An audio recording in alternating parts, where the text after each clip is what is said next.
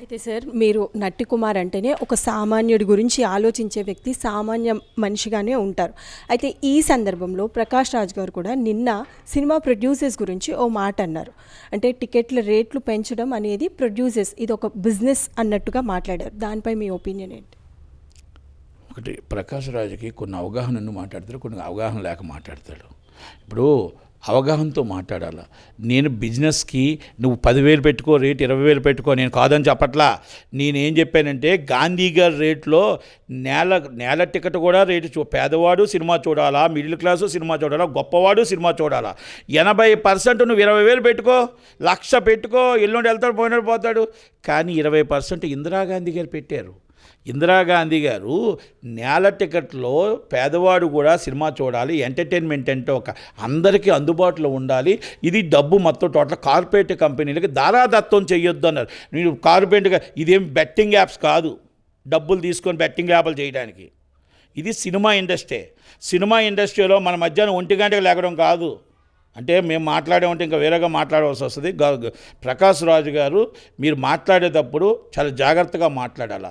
Cinema తీసేవాడికి మాకు తెలుసు, cinema distribution చేసేవాడికి మాకు తెలుసు, ఎగ్జిబిషన్ చేసేవాడికి మాకు తెలుసు. మీకేం తెలుసు? కోట్ల రూపాయలు పడుకొని 1 గంటకు లేసి డబ్బులు తీసుకొని రెమ్యునరేషన్ తీసుకొని అసలు ఏదో 4 డైలాగులు చెప్పేశారు, అదృష్టం కొలితే మీరు పైకి వచ్చేసారు అంతే.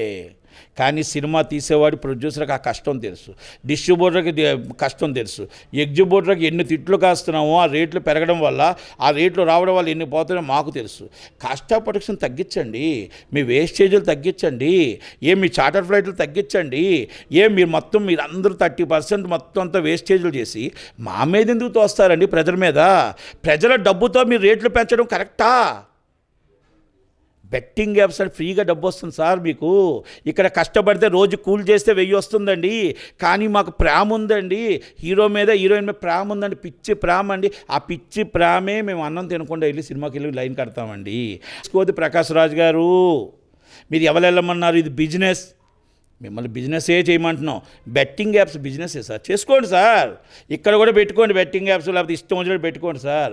సినిమా ఇండస్ట్రీలో టికెట్లు బిజినెస్ కాదండి, ప్రజల జీవితాలతో ఆడుకోవద్దండి, ప్రజల రక్తాన్ని తాగడం ఇది బిజినెస్ కాదండి.